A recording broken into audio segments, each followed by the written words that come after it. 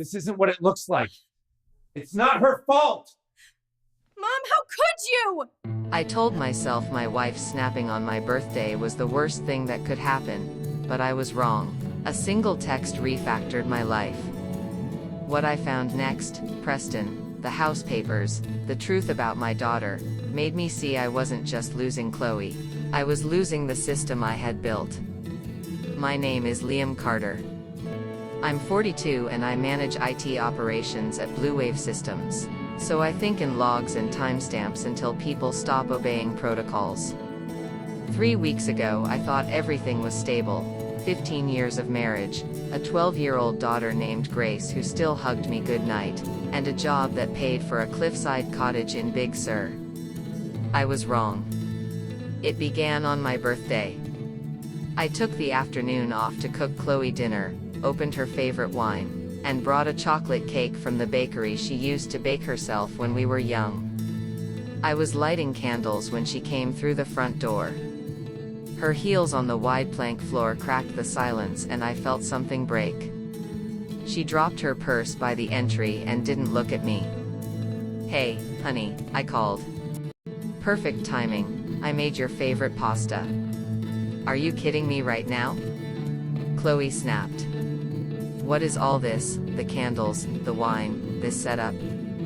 I stood there with the lighter like an idiot. "It's my birthday, Pri. I wanted us to have dinner." Her accusation landed hard. "You wanted to what, Liam? Fix everything with pasta and wine?" she asked, laughing without joy. "You think you can snap your fingers and make everything okay?" Her anger drained fast, replaced by a softer panic. "Wait," she said. "I didn't mean it like that. Work's been overwhelming. I love you, Liam." She reached for my hand and I pulled back. The damage was obvious.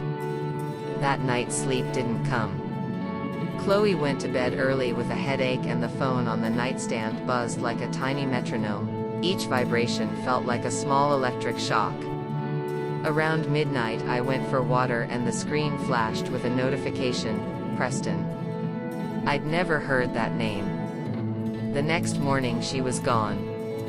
A note said she'd left for an early meeting with potential investors. Her coffee mug sat warm and a lipstick mark rimmed the edge. "Dad, where's Mom?" Grace asked. I told her Mom had left and that I'd drive her to school. She asked to stop at Starbucks and for a moment the morning felt ordinary. But Preston pulsed in the back of my mind. While I drove, Grace watched me in the rearview mirror and said bluntly, "Dad, you're being weird. You're gripping the wheel like you're trying to strangle it." "Just thinking about work," I lied. "Is everything okay with you and Mom?" she asked. I told her we were fine. After dropping Grace at a friend's, I sat in my car longer than I should have, staring at my phone. The old me would have called Chloe, asked for answers. The man who lives in server rooms wanted evidence first. So I drove to work and pretended to focus on upgrades and security, but the notification kept looping in my head. The sensation of betrayal arrived like a system alert you can't ignore, sharp and precise. Have you ever seen a green status light flip to red and felt your chest drop with it? My training made me methodical. Before reacting I ran through a list, times, places, possible explanations. Yet the explanations thinned like fog. I found myself cataloging the trivial details that suddenly seemed loaded with meaning. The faint scent of her perfume on a sleeve left on a chair, the way the cottage's windows caught the late light, the specific smear of sauce she left on the pan that morning. Small artifacts that once would have been comforting but now felt like clues. I kept asking myself why she would risk us, why she would insert another account into our private ledger. And in those hours I grew strangely clinical about my heartbreak. Is that survival or a way to avoid immediate collapse? Maybe both. I thought about how we had archived holidays in photo albums, how Grace's drawings lined the refrigerator like proof of continuity, and how suddenly continuity felt like fiction. When I imagined confronting Chloe, I rehearsed both the cold logic I would deliver and the way my voice might break. Preparation is a comfort when the world wants to fall apart. There were moments when anger flared hot and stupid, images of ripping apart closets, smashing glass, but they passed, replaced by the quiet, patient work an engineer does when a critical process fails: isolate, contain, document. I started to treat my grief like an incident to be resolved, not because grief is not grief, but... How could you do this to us? This isn't what it looks like. It's not her fault! Mom, how could you? Because Grace's small needs demanded clarity and stability first. Would documentation save us? I didn't know, but I knew I needed a map of the damage. So I watched closely. I learned how subtle things change under the weight of secrecy: the way she smoothed a napkin with her thumb, the infinitesimal shift in the pitch of her voice when she lied, the particular avoidance of direct eye contact that reads to me now like a failed handshake. Those details are the forensic material of human behavior. You learn to read them if you spend your life debugging systems. This was my debugging. Only the objects were people and the logs were traces of what we once trusted. When I came home that evening, Chloe was in the kitchen, stirring sauce with practiced concentration. She smiled when I kissed her cheek and asked about my day. "How was the investor meeting?" I asked. "Exhausting," she said, not meeting my eyes. "These startup guys think they reinvent the wheel." Her gaze returned to the pan. Avoidance is its own language, and I read it like a failing heartbeat on a monitor.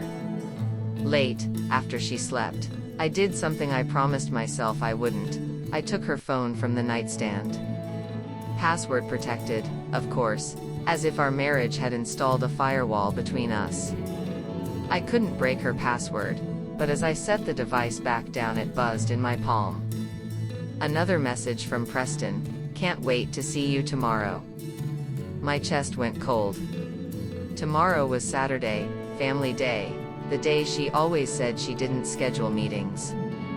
That message was a red flag stuck on a log entry. On Saturday she kissed me and said she had to meet a wellness consultant downtown about a program for her company, promising to be back by lunch. "He's good with stress management," she said, smoothing her hair and dropping Preston's name like it was nothing. I asked where the meeting was. "A coffee shop downtown, near his office." I followed her. I left Grace at her friend's and parked across from the coffee shop. 20 minutes later I watched Chloe walk in with a man who moved like privilege: tall, expensive jacket, a relaxed posture that speaks of doors that open. He laid a hand on the small of her back as they chose a table by the window.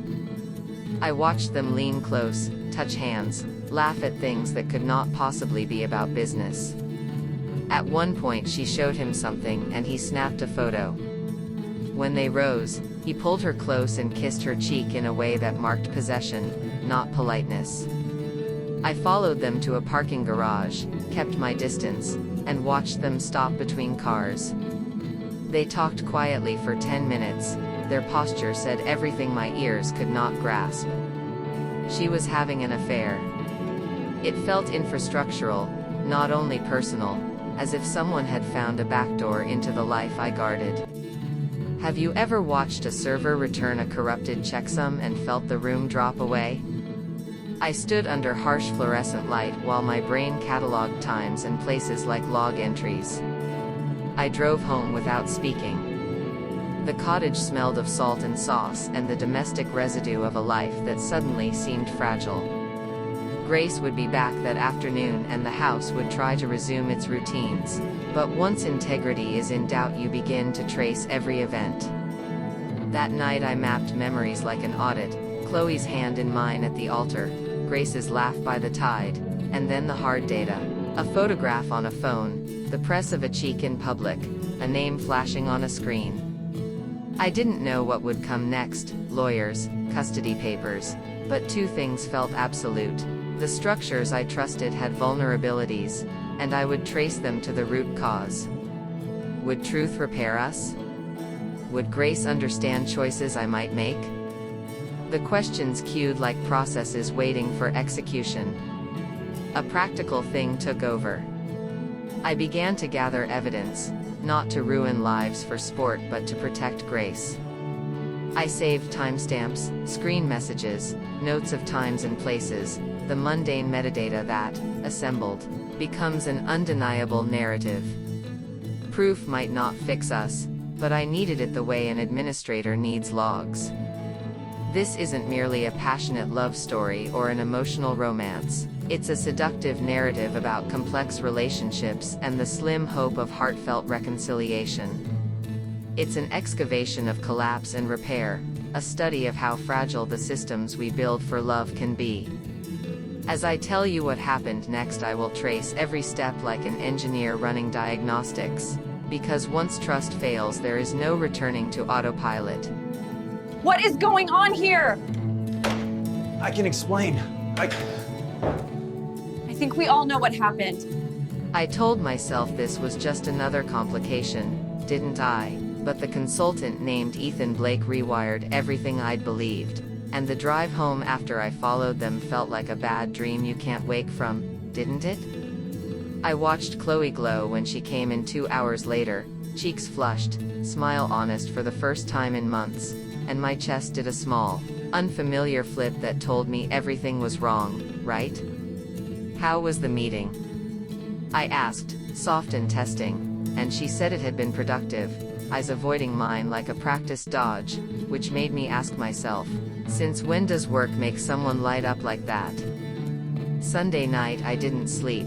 Every closed eye handed me the same replay of their leaning in and laughing. A private language I wasn't part of, and the question nagged. How long had this been private between them? By Monday I crossed a line I once swore I never would and planted a recorder under Chloe's jewelry box. An old digital device bought in a moment of naive curiosity, hidden like a trap because if words fail, isn't proof the currency that still buys justice? Waiting was slow, gut-level torture. Tuesday and Wednesday offered only the ordinary inventory of family life, school schedules, weekend plans, dishes stacked at the sink, until Thursday made everything combust in my hands. Did you ever feel time thin like that? When I listened back to that night's file I heard Chloe's voice, intimate and small. I can't keep doing this, Ethan, she whispered, and a man's voice, calm, sure, answered, maybe it's time to move to the next phase, and the phrase landed in me like a verdict. Move to the next phase of what? I asked into the quiet. Tell him the truth, he said. We've been planning this for months. House papers, he said, and the word cracked open my chest. House papers? My blood went to ice. They weren't inventing a weekend trip. They were building an exit that included our daughter and our home. Couldn't you feel how precise that plan smelled? They'd been siphoning money into a joint account I'd never seen. Transfers described casually as if finances were tools they could repurpose. And the relief in Chloe's breath. God, I can't wait until this is over. I'm tired of pretending to love him, was a blunt instrument. Didn't it feel like the final proof that months of small deceits had calcified into betrayal? Just a few more weeks, Ethan said, then we start fresh, and I sat in my car, hands gone numb, thinking how easily people can decide to erase shared history as if it's written in pencil. This is not what we agreed upon! Don't you dare talk to me like that! Why are you doing this, Mom? They'd made a massive mistake. They underestimated me. Or at least assumed I'd remain the man who chooses conversation over confrontation. And they didn't account for the fact that someone who spends his life tracing logs and triangulating breaches knows how to translate betrayal into evidence, don't you think? I didn't rage into the night. I documented, compiling the quiet proof of a private collapse with clinical care because documentation can become an immovable fact in a world of denials, right?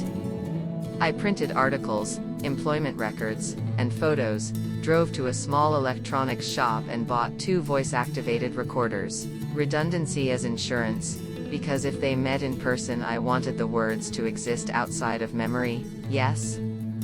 That night Grace watched my hands like she was measuring something invisible and asked, "Dad, you've been stabbing that chicken for 5 minutes." And her child's observation cut straight through me. The world of adults makes elaborate lies, but kids smell truth, do they not? I followed them again, hid behind a semi, rolled down the window an inch and caught their conversation on the new device. Chloe panicked. "He knows," and Ethan's hand found her shoulders. "Calm down," he said. And then the plan unfurled. "I'll have the papers by Friday. We can have you and Grace out of there by the weekend. Transfers are untraceable." I made sure of that. Did you hear the casualness of that cruelty? They were planning to take my daughter and neuter my life overnight with the same efficiency used to transfer files. And I gripped the wheel so hard I thought my knuckles would shatter. Had they considered the cost of the person they were leaving behind? By Friday I had audio of their plotting and paper trails of phantom transfers. And I realized evidence is a weapon that must be wielded strategically, not thrown. So I went to Blackwell and Hale, a firm with teeth, and sat across from Margaret Hale, whose reputation arrives like armor. And when she listened she said succinctly what I already suspected: adultery, financial fraud, attempted parental kidnapping. Do you understand how that cluster sounds in a courtroom? Margaret said she could freeze accounts, file for emergency custody, and strike first with divorce papers. And I understood then that reconciliation was no longer a refuge but a decision I had to make in the shadow of hostile facts. Did you ever feel that sort of moral arithmetic? After the lawyer's office I found Ethan at a gym where executives buy muscle with personal trainers and smoothies. And the evening had a surreal quality, mint and sweat and the smell of someone who thinks charisma is currency. Until I called him out at the juice bar, playing his recorded voice back to him, and watched his composure fold. "You recorded us," I said, and while he tried to claim illegality I answered calmly that in my jurisdiction one-party consent makes the recording lawful. So what? Looked like a bluff, looked more like a corner he'd been led into, didn't it? I told him to leave town by Monday or I would distribute the recordings to his employer, his licensing board, and to the woman from his previous workplace who'd settled a complaint out of court. And for the first time since this nightmare began I felt a small, cold clarity. I was no longer merely a betrayed husband. I was someone capable of making consequences real. Would you believe that can be both terrifying and relieving? Saturday yielded another turn. Nora, Chloe's sister, asked to meet at a corner table and dropped history like a grenade. Ethan had dated Chloe in college, had been obsessive, had stalked her and drawn campus security into their drama, and had been present at our wedding because Chloe insisted he could be just a friend, which sounds like denial, doesn't it? Nora told me there had been an earlier pregnancy scare 5 years ago. Chloe lost the baby at 6 weeks and admitted privately she wasn't sure whether the baby had been mine or Ethan's. And the room spun with the realization that deception had run deeper than I'd imagined. Who bears that kind of secret and why? Nora agreed to testify to Ethan's pattern if needed, and her willingness felt like fresh oxygen. Isn't it odd how one person's courage can begin to reroute the harm done by another? Monday, I called Chloe at work and said we must talk that night, and though she tried to postpone, I made it plain we would either speak quietly at home or loudly in court. And after Grace went to bed we sat at opposite ends of the living room like two commanders before a negotiation, right? Chloe tried to frame things. We were having problems, she said. But when I played back her voice from the hidden recorder, "I'm tired of pretending to love him," the sanctimony fell away. "What do you want?" she asked finally, small and suddenly frightened. And I gave her one option. Choose our family or choose Ethan. Call him now and end it. Or I file for divorce and emergency custody at dawn. It wasn't vengeance I offered, but a lever to prevent theft of a child's life. Didn't you see that as necessary? She called Ethan, voice shaking, and the conversation lasted exactly 4 minutes before the rage of a man denied crushed through the line. I heard threats through the phone and knew that angry people make mistakes. So when he came to our door 2 hours later he made his first mistake. He trespassed and I recorded video as a witness. Did you ever notice how a camera flattens bluster into evidence? He pushed and yelled and tried to intimidate, but Chloe stood in the doorway and Grace was upstairs. The presence of children changes the geometry of threats, doesn't it? I told him clearly to get off our property, threatened to call the police, and he left with tires squealing. That night I slept for the first time in months without the metallic taste of fear in my mouth because the immediate danger had been neutralized through deliberate action, which taught me what every protector learns: fury without plan burns out. A plan saves lives. Did you ever feel that iron paradox? In the months that followed, the damage's edges dulled but did not vanish. I threw myself into work and was promoted to senior IT manager after redesigning our security protocols. Work as refuge, yes, but also a way to rebuild order, while Grace began to blossom again. Honor roll and robotics and a smile that felt like progress. Didn't you want to see that kind of small triumph after an earthquake? Claire, someone who had once stayed silent, stepped forward with testimony about Ethan's past, and her cooperation helped our lawyer assemble an iron case.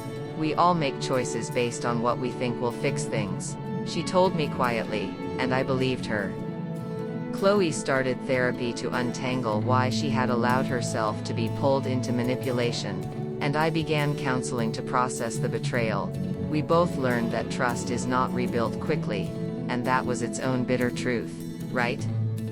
This wasn't a simple passionate love story but a seductive narrative about complex relationships that refuse easy labels. And still Chloe and I took things day by day, sometimes strangers, sometimes allies who remembered how to be kind. And I asked myself whether heartfelt reconciliation was possible or whether we were simply building a new kind of truce. Did you ever wonder if love can mutate into something gentler after such shattering?